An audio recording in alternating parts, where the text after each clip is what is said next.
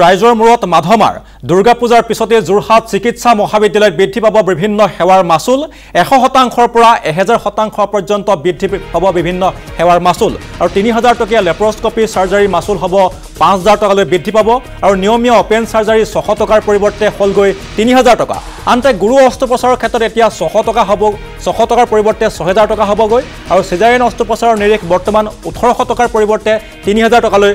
বৃদ্ধি পাইছে ইফালে সাধাৰণ ৰোগীয়ে বিছনাৰ বাবে এতিয়াৰ পৰা 10 টকাৰ ঠাইত 50 টকা ভৰিব লাগিব আৰু এই গোটেই বিষয় সন্দৰ্ভত আমি ৰাইজৰ প্ৰতিক্ৰিয়া জানিবলৈ চেষ্টা কৰিম আমি পুনে পুনে গৈছো যোৰহাটলৈ আৰু যোৰহাটত আমাৰ যোৰহাটৰ সিনিয়ৰ বিএছচি প্ৰদীপ বৰা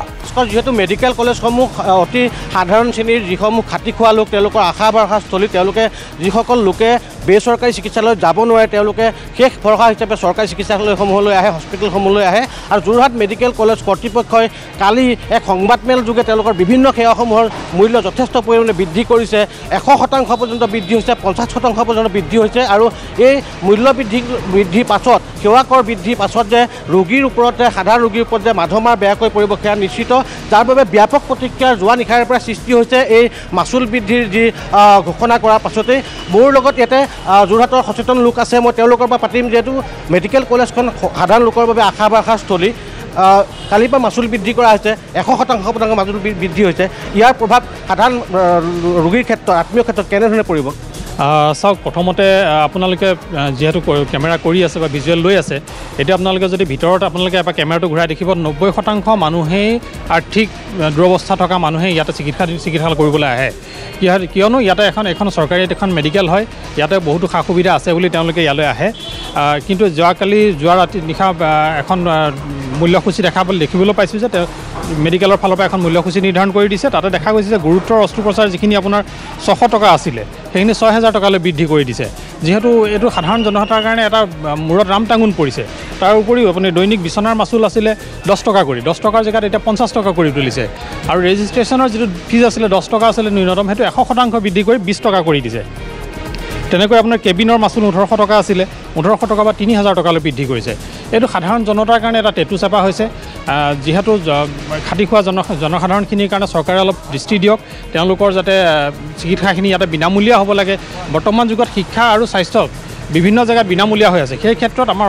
অসম চৰকাৰখনে কিয় এনে জনসাধাৰণৰ ওপৰত টেটু চেপা দিছে সেইটোৰ ওপৰত এবাৰ এই মূল্যসূচীৰ ওপৰত এবাৰ বিবেচনা কৰিবলৈ অনুৰোধ জনালোঁ একেটা কথাই মূল্য যি চিকিৎসা সেৱাৰ মাচুল ব্যাপক হাৰত বৃদ্ধি কৰা হৈছে 100% পৰ্যন্ত বৃদ্ধি কৰা হৈছে 90% ইয়ালৈ 99% লোক খাটি খোৱা লোক আহে কেনে প্ৰভাৱ পৰিব আচলতে চব এখন চিকিৎসা মহাবিদ্যালয় যোৰহাটত অৱস্থিত কিন্তু ইয়াত 3খন ডিষ্ট্ৰিক্টৰ মানুহে ইয়াত চিকিৎসা কৰিলে আৰু ইয়ালৈ আহে কোনসকল মানুহ যিসকল মানে আৰ্থিক দৈন্যতাত ভুগি আছে আজি ইয়াত কৃষক আহে ইয়াত শ্ৰমিক আহে ইয়ালৈ নিম্ন মধ্যবিত্ত মানুহসকল আহে যিসকলে প্ৰাইভেট এখন অত্যাধিক মাচুল বহন কৰি এখন প্ৰাইভেট চিকিৎসালয়ত চিকিৎসা কৰিব নোৱাৰে তেওঁলোকে ইয়ালৈ আহে এটা উন্নত চিকিৎসা পাবৰ কাৰণে যিহেতু এখন মেডিকেল কলেজ ইয়াত এখন চিকিৎসক প্ৰস্তুত কৰা হয় কিন্তু ইয়ালৈ আহি সকলো তেওঁলোকে যিটো আশা লৈ আহে কিন্তু ইয়াত সেই আশা নহয় ইয়াত কেৱল সৰু সুৰা কিছুমান চিকিৎসাৰ বাদে বাকী গুৰুত্বপূৰ্ণ সকলো বেমাৰতে তেওঁলোকে অকল ৰেফাৰ কৰিব জানে তেওঁলোকে কেৱল ৰেফাৰ কৰে ডিব্ৰুগড় আৰু গুৱাহাটী মেডিকেললৈ তাৰ পাছতো ইয়াত এখন আন্তঃগাঁথনি নাই ইয়াত কোনো মেচিন নাই ইয়াত কোনো পৰ্যাপ্ত চিকিৎসক নাই 50টাতকৈ অধিক চিকিৎসকৰ পদ খালী হৈ আছে 200তকৈ অধিক চিকিৎসা কৰ্মীৰ পদ খালী হৈ আছে ৱাৰ্ড বয় পদ খালী হৈ আছে তাৰ পাছতো তেওঁলোকে কি দম্ভ কি অহংকাৰত তেওঁলোকে ইয়াৰ মাচুল বৃদ্ধি কৰিছে সেই আমি ক'ব পৰা নাই কমকৈ নহয় 100% 50 সেইটো অতি পৰিতাপৰ কথা সেইটো আচলতে প্ৰাইভেট কোম্পানীও তেনেকৈ বৃদ্ধি নকৰে আজি যিদৰে বৃদ্ধি কৰিলে 100 গুণ বৃদ্ধি কৰিছে আজি 300 টকা আৰু 6000 টকা হৈছে যদি 6000 টকা দিব মই পাৰোঁ কিয় মই এখন চিকিৎসালয়ত চিকিৎসা কৰিবলৈ আহিম যদি মই ইয়াত চিকিৎসা ব্যয় বহন কৰিব পাৰোঁ কিয় মই ইয়াত চিকিৎসা কৰিবলৈ আহিম আমি কৃষক মুক্তি সংগ্ৰাম সমিতিয়ে আমি চৰকাৰক সকীয়াই দিব বিচাৰিছোঁ আপোনালোকে এই দুখীয়া ৰাইজৰ লগত যি হেতালি খেলিছে এই হেতালি বন্ধ কৰক এটা কথা আপোনাৰ পৰা ইমান মূল্য বৃদ্ধি হৈছে সাধাৰণ লোকে এইখিনি বহন কৰিব পাৰিব জানো কেনে প্ৰভাৱ পৰিব দুখীয়া সাধাৰণ লোকৰ মানে চৰকাৰৰ কিছুমান বিভাগ আছে যেনেকৈ স্কুল ACB মেডিকেল এইবিলাক সেৱা হয় এই সেৱাত যদি অত্যাধিক মূল্য বৃদ্ধি হয় তাত যদি ৰোগীয়ে যদি পৰিশোধ কৰিবলগীয়া হয় এখন চৰকাৰী মেডিকেল বনাই লাভ নাই এখন এইমছ বনাব লাগে এখন এপলো বনাব লাগে আমি কৃষক মুক্তি সংগ্ৰাম সমিতিয়ে ইয়াত থকা যি ছুপাৰিণ্টেণ্ডেণ্ট অধ্যক্ষকে ধৰি যি বৰ্ড আছে আৰু এই স্থানীয় যিজন বিধায়ক কালি তেখেতে কাষত বহি যিধৰণে মিচিকাই হাঁহিছে তেখেতে লাজ পাব লাগিছিলে তেখেত এজন হৈছে জনপ্ৰতিনিধি এই জনপ্ৰতিনিধিজনক আমি জনগণৰ স্বাৰ্থত তেখেতলোকক সদনলৈ পঠিয়াওঁ সেই বিধায়কজনে এই মেডিকেলখনৰ বিষয়ে একো চিন্তা চৰ্চা নকৰাৰ কাৰণে মধ্যবিত্ত মানুহক সৰ্বসাধাৰণ মানুহক শোষণ কৰিবৰ কাৰণে তেখেতলোকে এই প্ৰস্তুত কৰিছে 100% পৰ্যন্ত সেৱা কৰ বৃদ্ধি কৰাইছে বিভিন্ন ক্ষেত্ৰত কেনে প্ৰভাৱ পৰিব সাধাৰণ ৰোগীৰ ওপৰত সকলো খাতি খোৱা লোকে লৈ প্ৰভাৱটো সাংঘাতিকভাৱে পৰিব আৰু আপুনি লক্ষ্য কৰিব মোৰ সতীৰ্থই কোৱা নিচিনাকৈ ভিতৰত আপোনাৰ 90%য়ে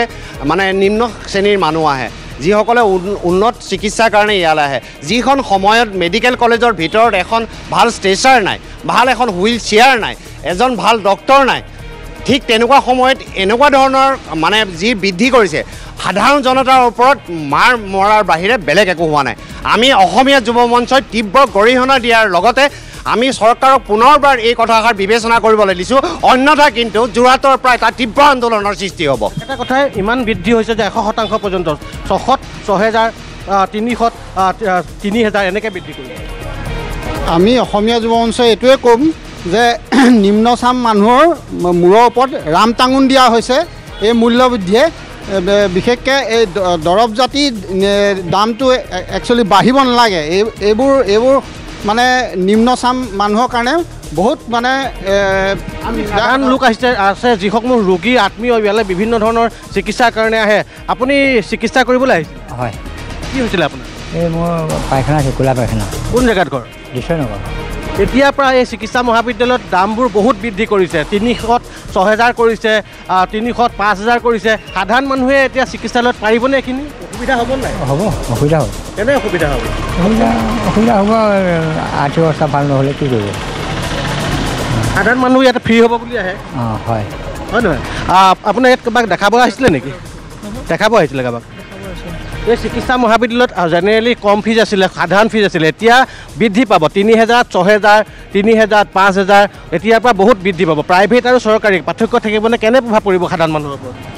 এতিয়া আপোনাৰ দেখাবলৈ আহিছোঁ আপোনাৰ ফ্ৰী চব মানে ফ্ৰী নহয় মানে আপোনাৰ এতিয়াতো আৰু বৃদ্ধি পাব বৃদ্ধি পাইছে অঁ 3000 6000 হ'ব তেনেকুৱা অসুবিধা হ'ব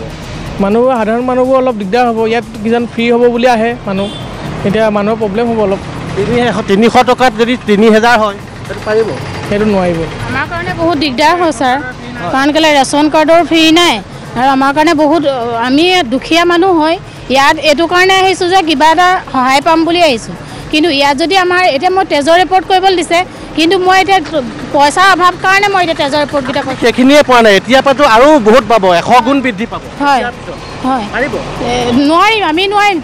কেলৈ এনেকৈ মৰি যাব লাগিব মানুহ কাৰণ কেলৈ আমি নোৱাৰোঁ কাৰণ কেলৈ মোৰ মানুহজনো নাই কাৰণ কেলৈ মোৰ ল'ৰাটো আছে অকল মই ল'ৰাটো লৈ সাধাৰণ অকণমানি দোকান এখন কৰি যেনে তেনে কৰি চাই খাই এতিয়া যিটো ফিজ সেইটোৱে দিব পৰা নাই আপুনি সেইটোৱে দিব পৰা নাই বৃদ্ধি পালে 100 দিম বাৰু কওকচোন এতিয়া মোৰ ধৰক তেজৰ ৰিপৰ্টখিনিৰ কাৰণে 2500 টকা হৈছে 2500 টকা নাই কাৰণে আজি মই তেজৰ ৰিপৰ্টখিনি কৰিব পৰা নাই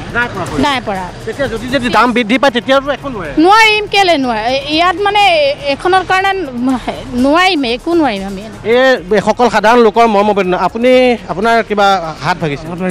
ক'ৰ পৰা আহিছিলে মই বকামৰা মহৰগাঁও মেডিকেল কলেজসমূহ সাধাৰণ লোকৰ ভৰসা আপোনালোক আহে এতিয়াৰ পৰা ইয়াত কিছুমানত 100 গুণ পৰ্যন্ত বৃদ্ধি পাব 300 3000 600 6000 ইমান বৃদ্ধি পাব সম্ভৱনে আপোনালোকৰ পক্ষে আমাৰ নহয় ছাৰ সম্ভৱ কেনেকৈ হ'ব নোৱাৰো নহয় তেনেকৈ ইমান দাম আপুনি এইটো অপাৰেশ্যন কৰে এতিয়া যদি আপুনি দিছে 500 তেতিয়া দিব লাগিব 4000 হয় 4000 দিব লাগিব পাৰিব নোৱাৰিম ছাৰ কেনেকৈ পাৰিম কেনে অসুবিধা হ'ব এইটো ছাৰ আপোনালোকে এতিয়া আমি জনসাধাৰণ অলপ হেৰি কৰিব লাগিব ষ্ট্ৰং হ'ব লাগিব তেতিয়া ধৰিব লাগিব ৰেট যদি এতিয়া বৃদ্ধি পায় এতিয়া দিগদাৰ আৰু যদি দাম বৃদ্ধি পায় পাৰিবনে নোৱাৰিম ছাৰ কেনে অসুবিধা হ'ব আমাৰ বিনামূলীয়া চিকিৎসা যেতিয়া অকণমান